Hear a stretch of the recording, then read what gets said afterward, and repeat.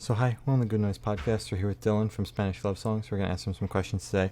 I'm going to start. What inspired you to start the band, and what does the band name mean? We started the band just because we were in another band that broke up, and I had some songs lying around, and so Ruben and I and our former bassist Gabe, we just didn't want to stop playing, so we just started playing those songs instead. The name is just a nonsense name. It doesn't mean anything in particular. No, like, fake deep meaning that you give? No. No. No, I've gone into the story behind it so many times. It's like we did an episode on our Patreon podcast about the definitive answer, but it's really just nonsense. Okay. Okay, that's fun. Yeah, it's not that great. So congrats on your newest release, Brave Faces, everybody. Everyone. Sorry, my brain automatically goes to that. How do you feel about the response you got when you released it? It was great. It's been amazing. We just announced the 4th pressing of it, which is incredible. Yeah. Especially considering. Yeah, it came out right in February, about a month before everything shut down. So we got lucky in that regards, I guess, as much as you can get lucky to put out an album during an unprecedented pandemic. But it's been good. I have stopped paying attention because I'm very bummed out about not being able to tour on it right now. Yeah. So I don't look at the numbers or anything like that. I don't usually do that anyways, but I've been particularly detached from most of what we usually would do. I've been focusing more on just connecting with fans on the Patreon, or we're getting ready to do another music video with fan shot content, or also with everything that's been going on socially and politically. There's been a whole other side of things. So the response has been great, but I also don't know how it's been because I've pretty much just shut myself off from a lot of the quote unquote important band things. That's fair. Yeah. So how do you feel about the growth from your debut album until now? Over the past 5 or so years? 5 years almost exactly. It's been great. We've worked incredibly hard. We've toured a ton. We've toured as much as we could, considering we're all late 20s, early 30s, and had careers. Had being the operative term there. It's been, I feel like we've done everything we wanted to do. We kind of came into this with no expectations. So everything that happens, we just kind of say yes and hope for the best and just kind of do what makes us happy. And it's worked out so far. So we'll see. We'll see what happens. Sick. All right. So where was your headspace while writing Brave Faces, everybody? I swear to God, everyone. I'm sorry. Everyone. No, it's fine. You're honestly not the first person that's done really? That. And I had one person do it in an entire interview, which was very funny. Let's hope I don't do that. No. You've already corrected it. They never corrected it. Oh. Which was hilarious to me. And I didn't want to correct them because I found it more interesting to let them get it wrong. And then after the interview, maybe they saw. Did they ever? I have no idea. People make mistakes. I'm not here to judge somebody for getting an album name wrong. It really doesn't matter. And also, AJJ put out "Good Luck Everybody" this year, so it happens. Headspace while we were doing it, it was about a year ago that I started writing it. So we had just come off tour. I had mono, which was great. And so I was recovering from that, and we were here in Iowa before we went back to California.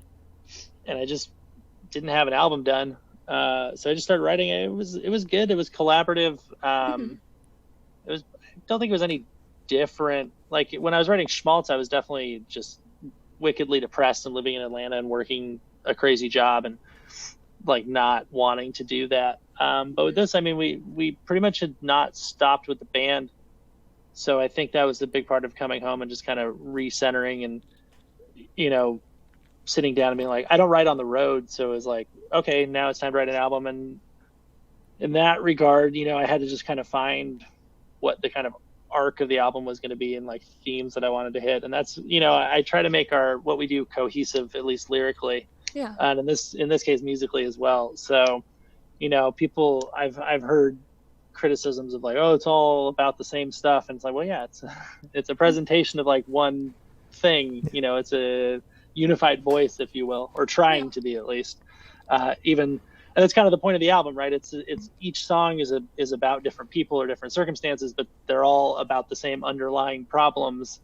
And the point of the album is that we're all the same, right? Mm-hmm. And we're all facing the same issues, despite what we think or whatever lack of empathy we want to have towards people. Yeah. So that was the goal. I think we did a good job with it, but yeah, it was. It was a weird writing thing because it's the first time in my life that we wrote an album because we had to, because we booked studio time and we had the new label and we were in a weird in between thing because we wanted to take the next step in our lives and our career, but we couldn't do that without putting a new album out. Mm-hmm. So it was like, well, we're going into the studio in September, end of September, early October. So it's June. What do you do? Yeah. We'd already booked it out. So, you write an album, and it was good. It was good to have people ask about like if we felt pressure or anything. And I think the only pressure was literally the pressure of time, which was, I was writing up until I was writing in the studio. Mm-hmm. Like we changed Dolores the day we were recording drums for it. Oh, wow. So, it was an interesting amount of pressure to like put on ourselves. I don't recommend it. It's not great, but also we're kind of tinkerers. So if you gave us a year to work on something, I mean, we will take that year, but we will, we'll probably still be writing up through recording. So yeah, it's, it was good to just put our foot down and be like, this is what we're doing. If it sucks, then we're not good at what we do for this round. So I think you kind of touched on it in the last answer, but if you wanted to go a little bit more in depth, what made you choose the name for the album? I had the name actually probably first. I wrote the name down as a title in 2018, maybe. Oh, wow. Like late 2018. I just wrote it down I keep a notepad on my iPhone, and I don't know why I said it was an iPhone. I keep a notepad on my phone with like lyrics and titles and stuff like that. And I had just written down Brave Faces, Everyone. I don't even know what it was in regards to. I think I wrote it down for myself or something, or just some feeling of like, yeah, I mean, what are you going to do? Just like put on a brave face. Yeah. And then we jokingly started writing it on our set list when we knew we were about to have a bad show. Mm-hmm. So I would write like on Ruben's set list, Brave Faces, Everyone. And that kind of became a little joke. But then, yeah, that was really it. I mean, it ties into the themes and stuff. And I think having that title kind of guided where it ultimately landed. Okay. Mm-hmm. Solid. So what band or artist influences do you think you could hear on the album? Ooh, if any. On this album? No, absolutely. It's an interesting thing because music's just such a ongoing conversation between like people that don't know each other. Mm-hmm. Oh man, on this album, I would say I have a hard time picking out what I think we hear on the album, because I know a lot of people would say the Wonder Years or the Menzingers, because they always do, and it's an easy one because it's the same, people of the same age, the same kind of, not the same upbringing, but similar upbringings. We're going to write about a lot of the same stuff, and we have a lot of the same concerns. You know what I mean? Like Dan and I from the Wonder Years text all the time, and we're complaining about politics or this or that. Like we have the same interests. Yeah.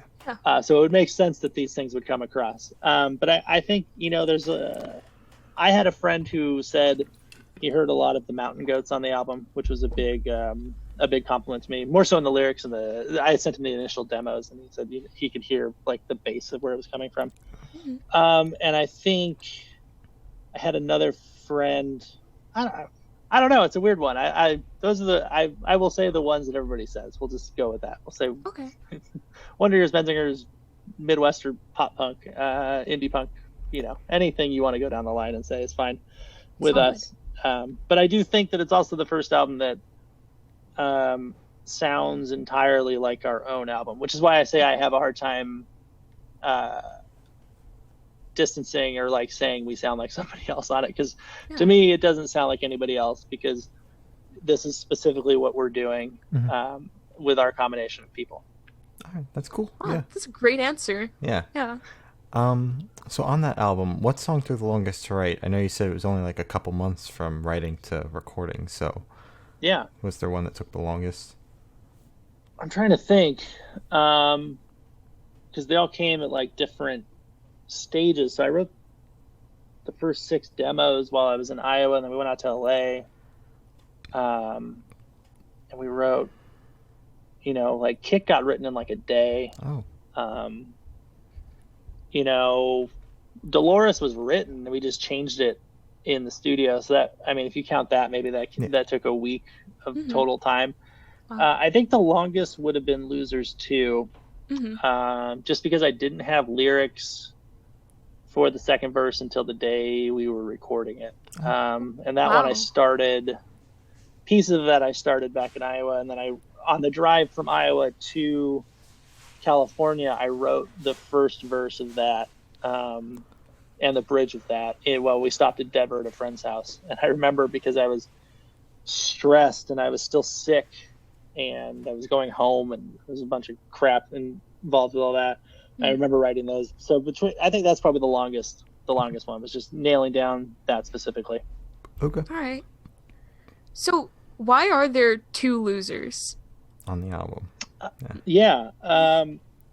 When I was working on the lyrics, and it was called Last One Standing for a long time.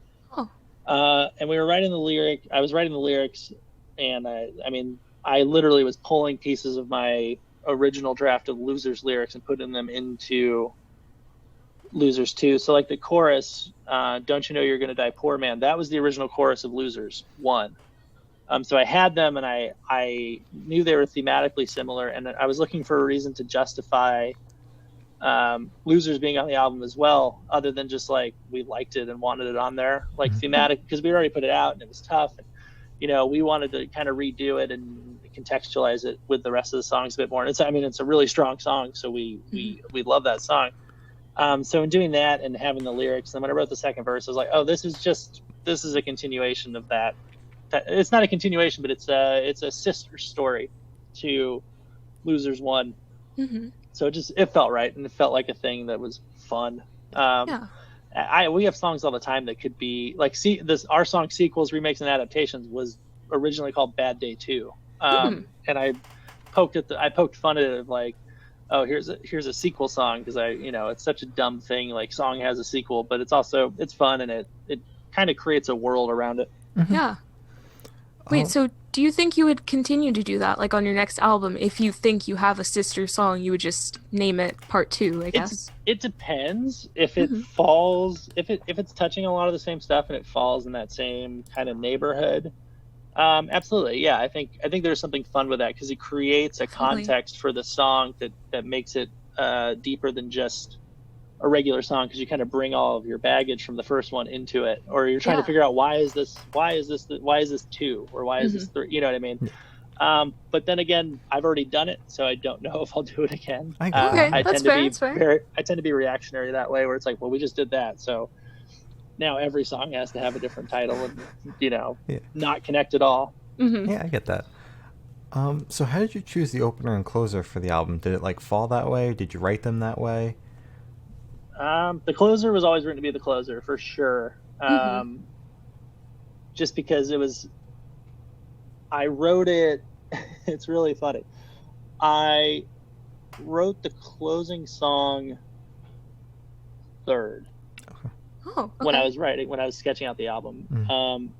So I wrote the first song I wrote before that was the opener. And I wrote the opener and was kind of sketching out some motifs, and I knew it was going to be the opener just because I liked it. It was just in my head that was going to be the opener. And so, yeah, I kind of wrote it that way. It doesn't really have a place anywhere else. It's kind of setting the stage. And I think the reason they're opening and closing is because they're the only 2 songs that have at least a verse that's from me, like my own point of view. And so that was important to kind of bookend the album. And the reason I wrote Brave Faces third when I was writing was I did the big. It all got cut actually. Oh. So I wrote like. So the very last line of the album, the last two lines, the refrain, "Sick of yelling at strangers," that was the end of what was like 3 outro verses of lyrics Okay. that just looped on top of each other for like a minute and a half. And I remember the first time I played it, Meredith was like, "That's a lot of words." Mhm. And so it all got cut. Oh. But when I was writing that, I was pre-stealing lines that I would then like take that line and work it into another song that I was working on after that. So in writing that last, it became a way to kind of sketch out what the album was going to be, because I was still kind of feeling around and trying to figure out what it was going to take shape as, because as you know, I was writing those being the first 3, two of the first 3 songs, and the only 2 that have me from like my point of view. It very easily I could have gone down that road and done another album about, you know, being me and being sad or whatever. But I kind of wanted to broaden it out, and so it helped me kind of pick out where I was going to go with it. Mm-hmm. That's fair. Wait, so you have an alternate version of it? Would you ever consider releasing that? Yeah, I have. I think I recorded the alternate. It's on the original demo. We're actually putting up a lot of the original demos up on our Patreon, like about 1 a month. Okay. So we're trying not to burn through too many of them. So we put up the original Optimism. Mm-hmm. I think it was the original Optimism. We put that up, and I put up an old one from Schmaltz. But yeah, so I'm kind of curating like different versions of the songs, and but we have alternate versions for like half of them, just like lyrical changes. And the only structure, that one has a structural change, and the original Generation Lost has a different bridge, which I played on a live stream the other day because I forgot that we had changed it. And people were like, "What are you singing?" And I'm like, "Oh, Shit. Dude. the original version of the song." I'm so sorry. Yeah. 'Cause we haven't got to play it live very much. We've only played it live. We played it live once. So, Oh. and I haven't listened to the album since we put it out. Mhm. So I forgot that we changed it all. Yeah. It was great. I should probably rehearse my own live streams, but like, who has time? There was time Exactly. for that. Who Exactly. has time? Yeah. So, are you planning on releasing any new projects sometime soon? Like covers, singles, EPs, anything like that? Anything in the works? In the works, you know, it changes. So like, again, not to keep we're in such a weird time with our band because we can't tour, so I keep plugging the Patreon, but that's kind of where we're existing right now. Okay.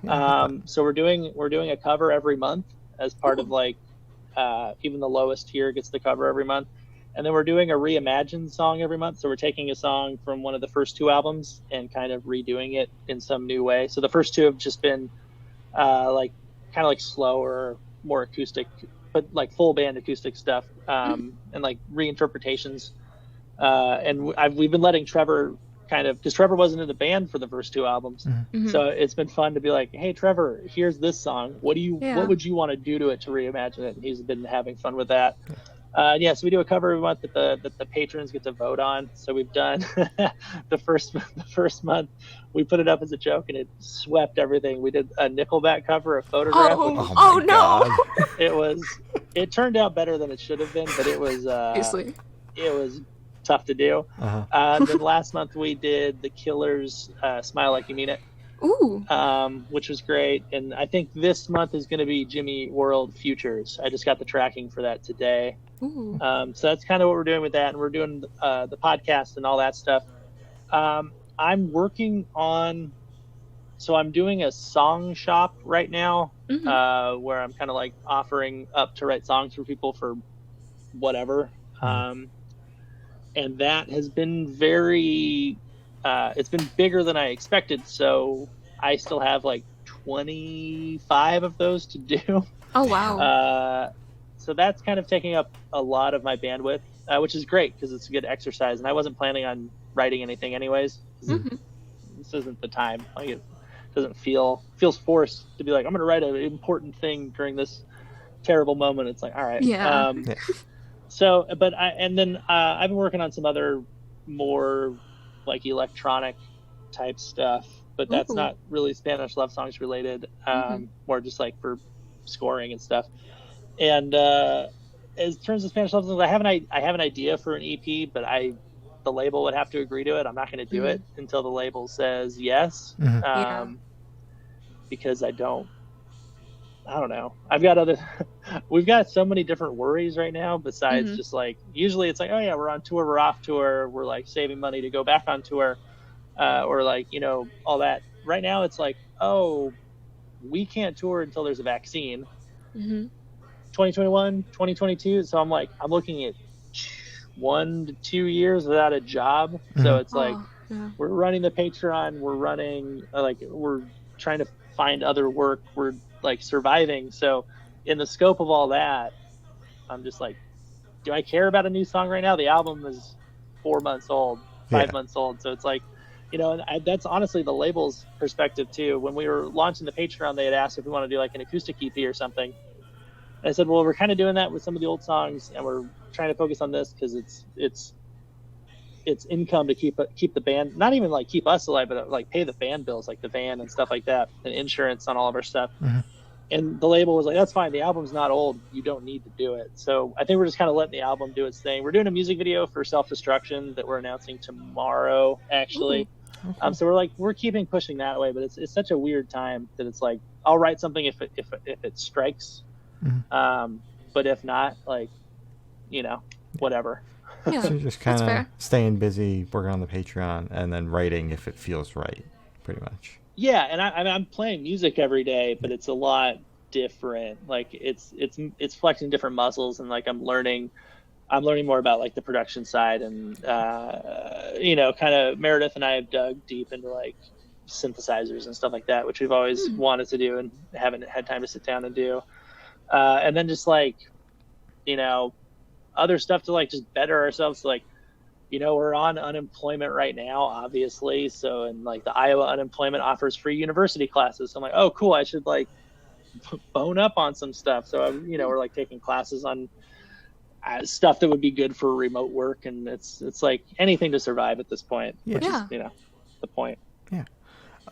So you guys got to finish up most of that tour with the Wonder Years. How did that happen, and what was that experience like?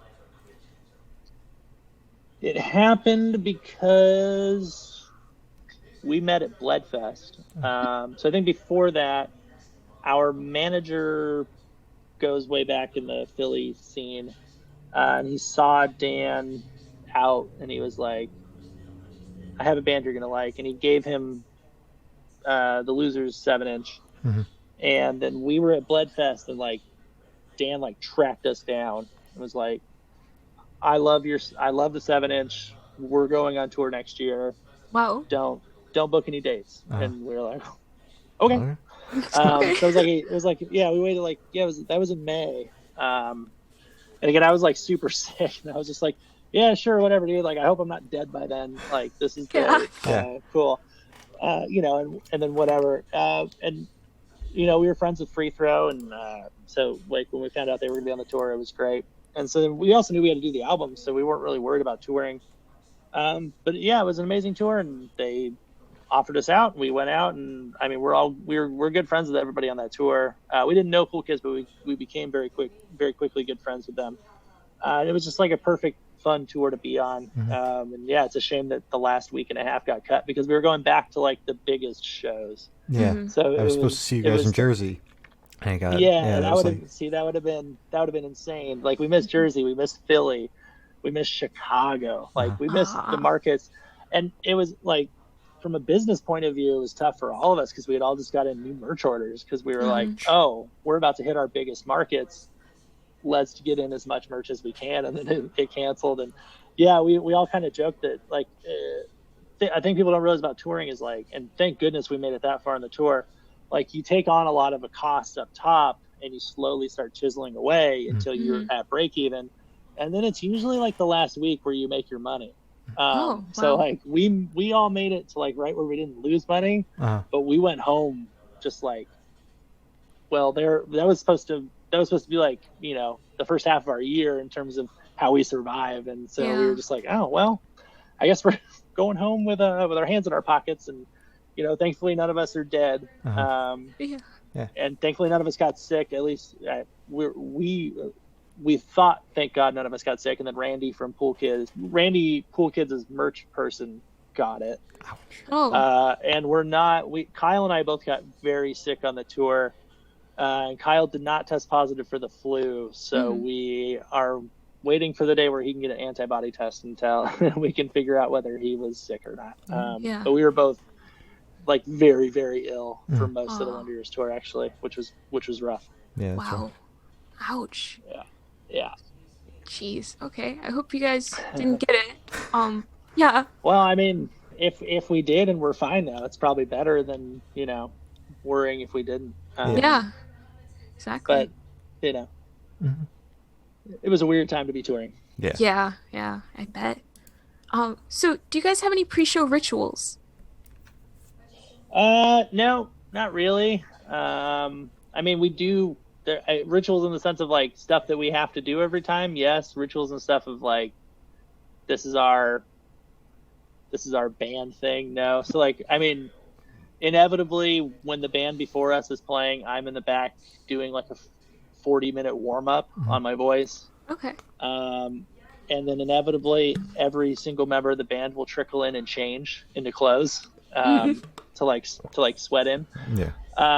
And then, I don't drink on tour anymore, or I try not to because I'll lose my voice. But like Kyle will do a shot, or Ruben will. I'm pretty sure Ruben's just drinking the whole time. But like nothing that we all like put our heads together and do anything now. We're not. Okay. I don't think we're not like a superstitious kind of band, or which is funny because I grew up playing sports, and it's very much about the routine of like getting into. But I think we all have our own things, but nothing like collectively. So like me warming up and doing this and all that is like that's my personal ritual, but it's not. The intent behind it is not like I have to do this because it makes me centered, and the intent behind it is like I want to be able to do this as like for the next week. Yeah. So I have to do these things to not blow out my voice. Yeah. So when you guys were able to play shows, what were your top 3 songs to perform? Oh boy. I don't know. It changes every day. I get really bored playing the same stuff on tour. So we had a bunch of people getting mad at us because we kept changing the setup every night, especially with the new songs, because we would play a certain new song and it would get no response, and then we'd play a different new song and it would get a great response, and then we played again and they would keep inverting. So it was weird. I was having a lot of fun playing Losers too. It was a lot of fun, especially as people knew the words from the get-go, but as soon as it like really started picking up, it was a lot of fun. That was, even though it's like one of the hardest songs to sing for me live. So I was having a lot of fun playing that. It was good. I don't know, and other they're all fun and they all suck at the same time. Like it's some nights I like playing any song where the audience is having the best time of their life. So we'll say those 3 songs. Okay, solid. So for the last couple questions, we're actually going to steer away from music and go straight to death row. Boom. Boom. Okay. So if you're on death row, what would your last meal be with a drink? Oh boy. Yeah. Death row. I'd probably have some pizza. If I'm being honest. Like a good slice of pizza. And then to drink, I don't know, like if it's my last drink on earth, I doubt I'll care. Maybe something to avoid having to go actually be killed by somebody else. Just give me some give me some morphine. Can I drink that? Sure. Go out in the place. Yeah. So a rum and Coke spiked with morphine. There we go. Right. I'm going to sleep, and I'm not going to be in some weird chair where they lethally inject me, or I don't know what state we're in where I'm going to get killed in some more draconian way. Yeah. But Wait, do you have any toppings for the pizza, or is it just like a traditional cheese? I'm kind of a pizza purist in that way. I'm good with just cheese, or I like the occasional pepperoni. Keep it simple, or maybe like if we're gonna get crazy, like oh shit, I don't know actually. Let's keep it simple. All right, stay easy. last pizza question. Are you a pineapple on pizza person? Absolutely not. I mean, I'm not going to judge anybody who likes it, but it's not for me. I don't like I don't like that sweet on my pizza. Okay. That's valid. That's fair. Yeah, I could respect that. So if you could live in one fictional world for a week, where would you live? Oh boy. I feel like I should say somewhere happy. It could be anywhere you want. Fictional world for a week. That's very tough. Mm-hmm. I don't even like The Hobbit or The Lord of the Rings like deeply, but I feel like Middle Earth would be a fun place to hang out for a week. I guess you could just go to New Zealand. So actually, that is my answer, because I could actually just do it in real life. Yeah. But also could do it imaginarily. Imaginarily, is that a word? It is now. Sure. We just made a new word. So I have the honor of asking the last question, and everybody we've spoken to have said it's the most important question. All right, hit me with it. What is your favorite color? Oh, blue. Okay. Blue, like a navy blue. Okay, navy. I can respect navy. Yeah. But really, any shade of blue is fine. Mm-hmm. Any shade. Yeah. So as Glory said, that is all the questions we have for you today. Is there anything you would like to plug? It's a weird time to be plugging things. Do your part? Can I plug that? Can I plug wearing a mask, not being a dick? Yeah. Mm-hmm. If you want to find Spanish love song stuff, I mean, we're all over the internet. You can find us if you look for us. We do have a Patreon. I feel like I'm doing a disservice to everybody if I don't at least talk about that, where we're kind of connecting. Otherwise, just given where everything's doing, we're kind of not engaging in a lot of places. We're trying to amplify other voices as much as we can. So that's been kind of our primary goal, and not be like, hey, look at us, we're a band. Like, it's not the time, and we got more important things we could use our platform for. So I think that's about where we are with it. Okay. Yeah. Oh. So thank you for sitting down with us. This has been of course Spanish Love Songs and Really Good Nights podcast.